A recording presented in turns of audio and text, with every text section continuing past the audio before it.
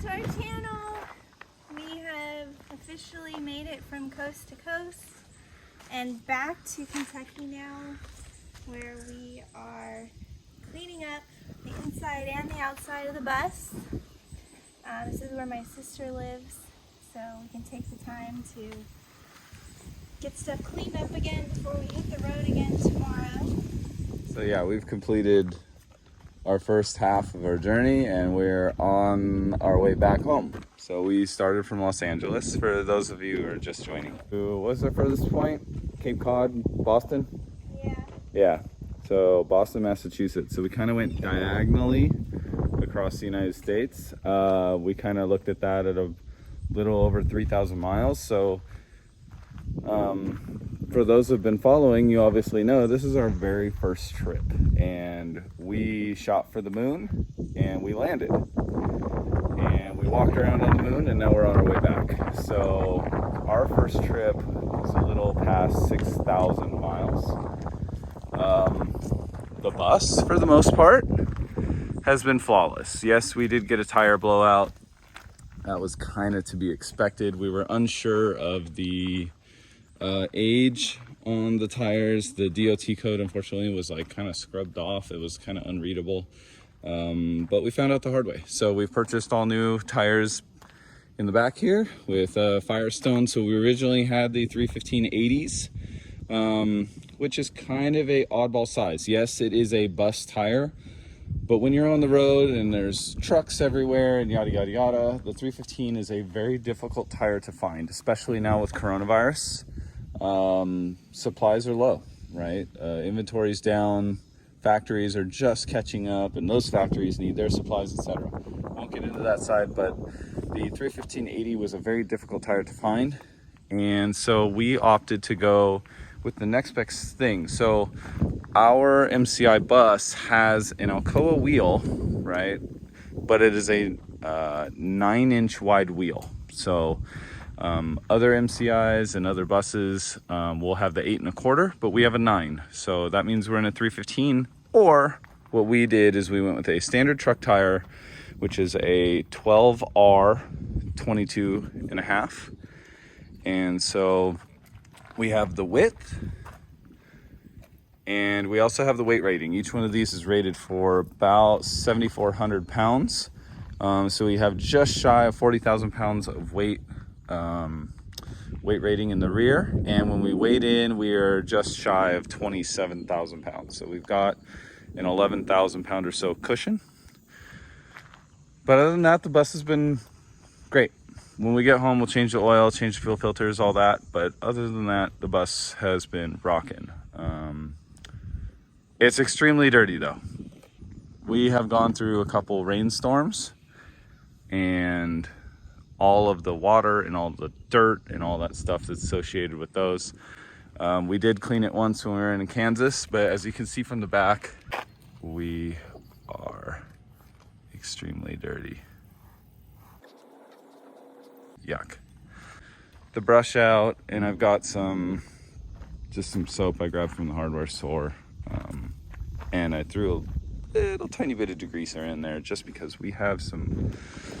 It's pretty thick, and when we're at the gas station, even when I try and scrub the windshield, I can't get the bugs off of it. By the time they're on there and baked in the sun, and we've driven for another 1,000 miles, they are stuck on there. So we're gonna give this thing a nice good scrubbing. We're gonna clean the inside, and we leave tomorrow.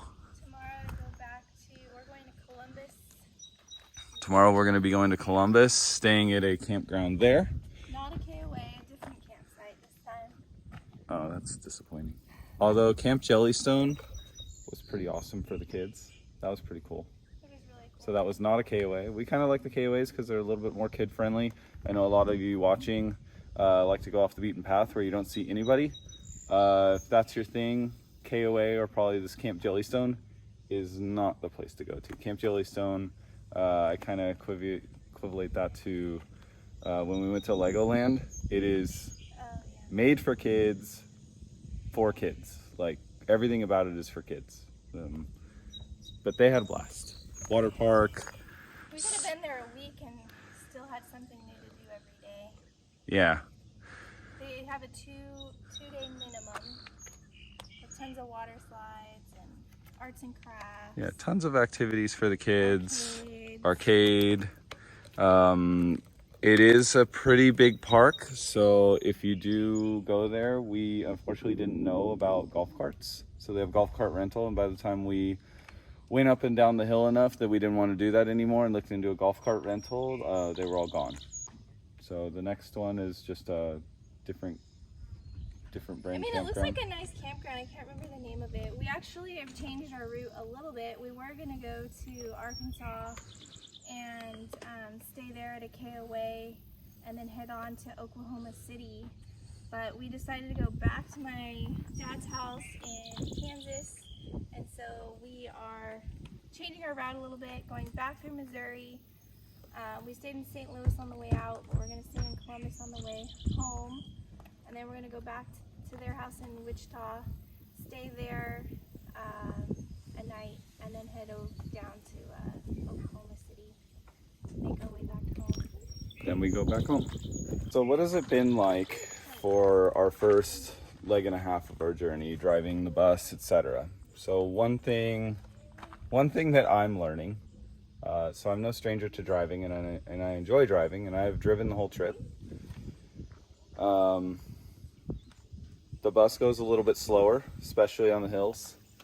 So I pretty much set the cruise control on our bus at about 65. We do have a governor at 70, which is a little bit disappointing because, and I know a lot of bus people are going to get upset at this. They're like, oh, you know, go slow and steady and we'll get there. It's the journey, yada, yada, yada. But, you know, when you're trying to pass a truck and most of them are going 70, etc., and then they hit a hill, the bus, we're not carrying 50 passengers, so we're not fully loaded, whereas most of these trucks are. So they'll be cruising 70, we hit a hill, they'll slow down to like 65, and then they're pulling, you know, like if they can go faster, they'll speed up and we'll attempt to pass, and then all of a sudden we hit the 70 governor, and it's kind of disappointing because then we have to drop back down in behind them. The bus definitely has the power to do it. I get why. Obviously 50 people going down the side of a mountain at 90 something miles an hour is probably not the best thing in the world to be doing. But just for passing sake, we'll probably be getting the D-deck tuner and remove that because it is a little bit frustrating. Took a wrong turn in Massachusetts on the way to one of our stops to drop off the bus, and Yeah. we took an hour and a half detour because the next stop was 15 miles, and then when we got to 15 miles it said it was another 15 miles. That's the other thing. So the reason we missed our off-ramp there was because when you approach the off-ramp and they have the little yellow warning sign, you know, I'm used to being in a car and being like, oh, I can go double that, you know, and not have a problem. When you're in a bus and the sign says 35, you better be going 35. The bus will probably do it, but we found that we dump just about everything in the bus over. And so some of these off-ramps, the sign is not visible until it's too late. And so that one, we were in the lane for the off-ramp, but unfortunately, I think I was going like 45 and the sign said 30. And I didn't, yes, we do have disc brakes, etc. We have the engine retard, but slamming on the brakes to do a 15-mile-an-hour stop in a couple hundred feet, we would just dump everything out. So I opted to jump back onto the freeway, and unfortunately that meant, yeah, like Dana said, an hour and a half detour. So that was a little disappointing. We were on a turnpike, so off ramps were limited. Other than that, we've kind of been averaging about 10 miles per gallon, which from what I've heard is extremely well. Like I said, we're cruising at 65. For the most part, we're staying on highways. But yeah, fuel consumption has been extremely good. Filling up at truck stops is interesting, to say the least. You know, filling up the couple hundred gallons that we have when you're on empty at a normal gas station just takes forever. And we're not in a super hurry, but I also don't want to spend half an hour filling up with gas. So we found out that you pay a little bit more at the truck pumps, but some of them are actually pretty reasonable. So we can pump, 200 gallons to fill up and be back on the road. We're kind of learning the trucker etiquette. Some truckers will fill up and then pull forward and park right in front of the pump. And, these guys fill hundreds and hundreds of gallons. And then they just sit there. And we're done pumping and we couldn't get one to move. So we just sat there for like 15 minutes waiting for this guy. I think he was inside taking a shower. But other than that, the bus has been pretty well. So we've been doing a lot of cleaning. So as far as the inside of our bus, so some things. We finished, well, we didn't really finish our construction. We have still been doing, get a fly swatter. Bugs come into the bus like crazy. We've been finishing some of the construction. So when we left, we did not have working lights. We didn't have running water. I hadn't pressure tested the system. So when on our first stop, we had a water leak. So I quickly had to fix that. Luckily, I had brought the PEX cutter and PEX crimper with us, so we were quickly able to fix that. And that first night, we had running water, but we didn't have water heat. So the water heater wasn't fully plumbed in. So we took a cold shower. Not a big deal. Most of our stops have been pretty warm, so a cold shower actually felt pretty refreshing. The next thing is we had just finished our construction. Along the way, we've been vacuum cleaning. We brought a shop vac with us so that we can actually vacuum the bus and clean while we were vacationing, because that's what we like to do, is just vacuum and clean the bus, So on our downtime, we've been cleaning. But when we're driving and everything's moving around, everything is shaking, and everything's getting rid of its construction dust, we have been cleaning like crazy.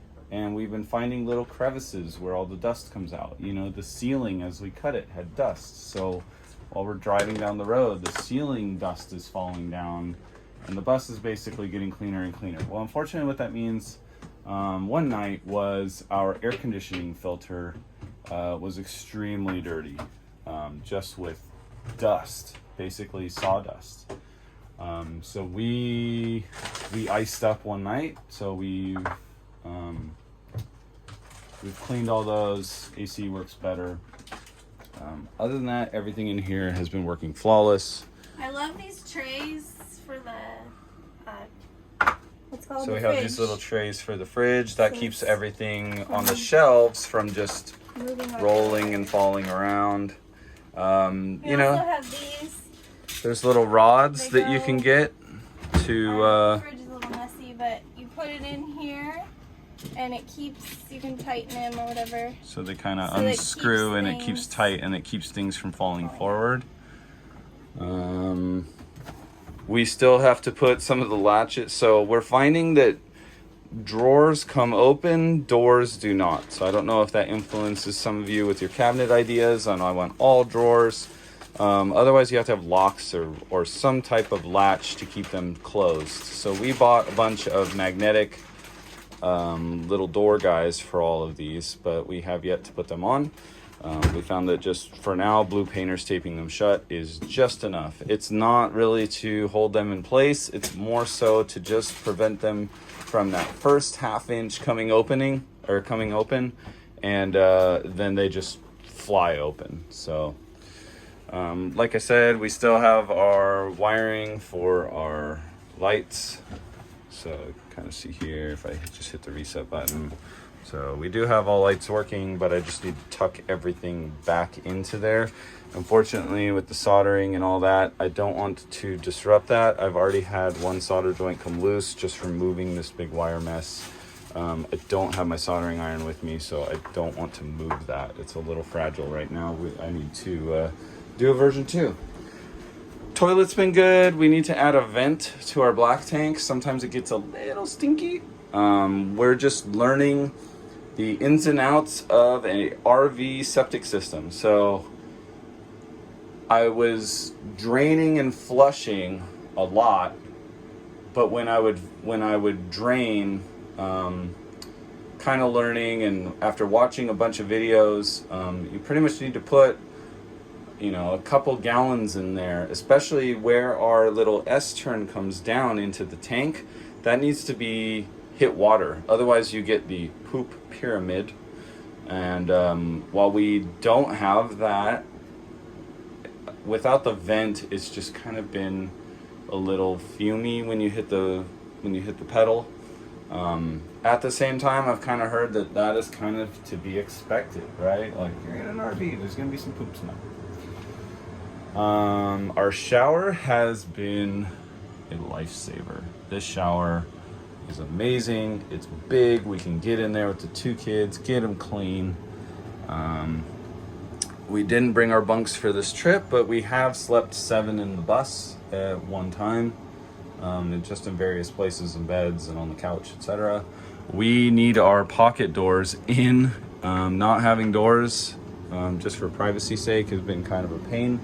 The other thing is, in relation to privacy, you can kind of see we can put these guys down, but unfortunately the front of our bus is a giant fishbowl for everybody in the front. And that's the other thing that we're finding is people like to look. We are not in a standard RV, and people, it's just different. When we pull into a campground, people are staring. People are like, what in the heck is that giant thing pulling in here?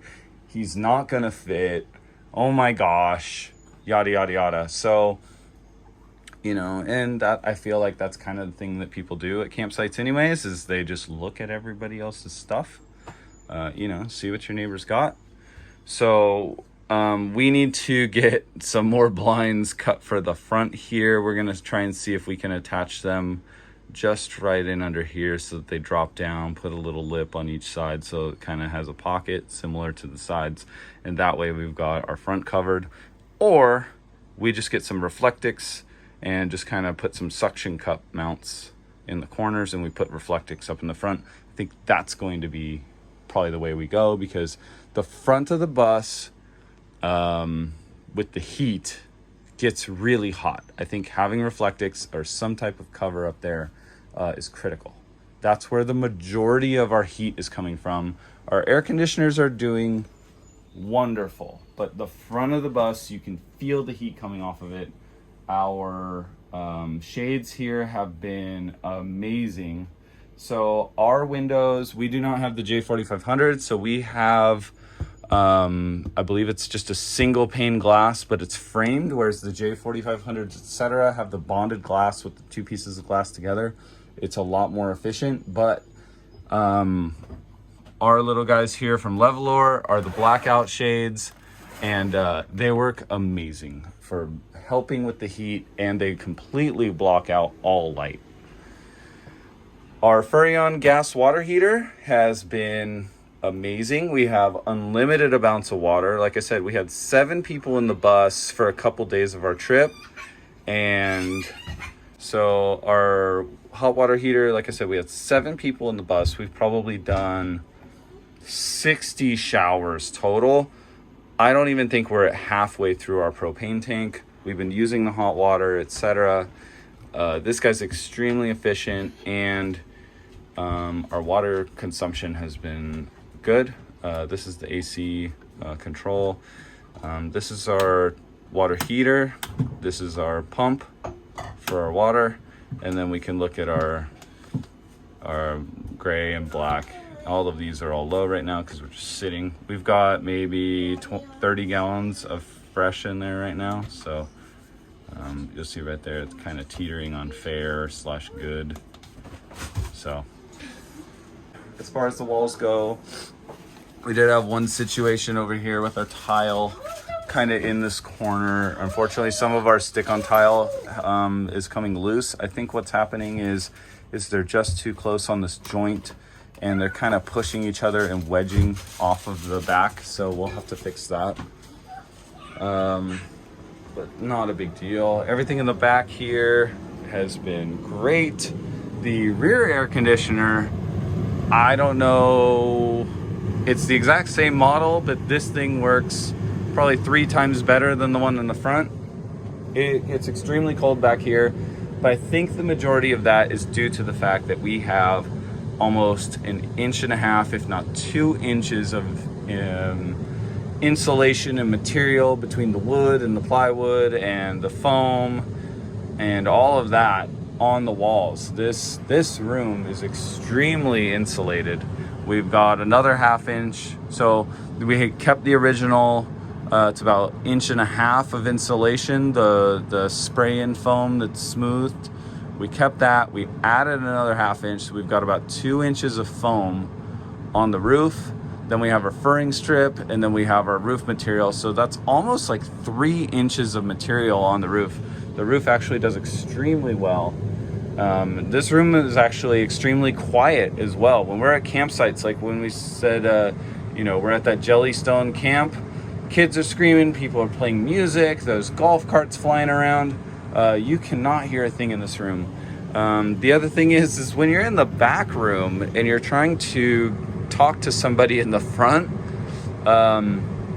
it's extremely quiet. Like, you have to yell at somebody in the front of the bus to get their attention, because when you're talking just in a normal conversation voice in the back of the bus, you can't hear it at all in the front. So just little things that we're discovering here. I've got just the fan blowing back here just because we don't have the windows open. I'm about to wash it. Our flip up bed, you can kind of see we've got a bunch of stuff down in here. This is great big item storage for inside. We've got our closet. We need to put our doors on. We need to put the doors on for that storage unit, and that will give us even more storage up there. We're also not using the drawers down here. We didn't finish those in time, and we're actually going to get rid of the drawers, because what happens is it's a 30-inch wide bed, so we have a 30-inch deep drawer, and when you go to pull this guy out, he pulls all the way across the walkway, and it's just kind of awkward. Like, I have to stand in the bedroom to get clothes out for my kid. We're gonna change that and go with a lift up bed, and that will give us a 77 by 30 by 12 storage unit underneath the bed, and that will be a lot more storage. We can kind of partition that out with little boxes, etc., for storage, and really maximize our space inside. And I think that will be amazing. We can put all these kids' toys down in there. We need to put our mirror on for our bathroom, but we're finding, like, when you're driving down the road, it is like, we're from California. It's like a 7, maybe an 8.0 earthquake inside this thing. Yeah, it's a bus. When it's on the road and you're driving and you're on a smooth road, it is a nice, quiet, comfortable ride. The motor's all the way in the back. We've got a giant bed with a bunch of stuff sitting on top of it. It is nice and quiet. But when you hit a bump, oh my God, especially if you guys watch our video before this, going over the George Washington Bridge in New York, there were potholes the size of the Grand Canyon over there, and you could just hear everything moving. But the good thing is everything has stayed. We don't have anything that's come off the walls. We don't have anything that's come loose. We still have nice tight joints everywhere. All of the screws for the ceiling are rocking. Our TV is still up on there. Our, countertops, our cabinets, everything has stayed in place. We haven't had a single thing break. And so when I joke around earlier and I said that we are gluing and screwing, we used over 60 tubes of heavy-duty liquid nails in this thing. Everything is glued together. Everything is screwed. Everything is attached. There is probably 10,000 screws in this bus. multiple boxes of screws have been used. Get yourself a impact driver, glue and screw everything. Like I said, it is a small earthquake in here. You know, you can just kind of see in our construction, there's glue poking out of everything. Glue everything. It has made a huge difference for us. Everything is still nice and tight. Everything is nice and solid. We don't have vibrations, etc. Everything is nice and solid. So that worked out well. I'll try and cut this video here. So that's kind of where we're at. We're gonna finish our journey back to California. We're just gonna get her cleaned up for the rest of our journey here because we are a giant filthy mess. So thank you guys for watching. Like I said, this is the first trip, first of many.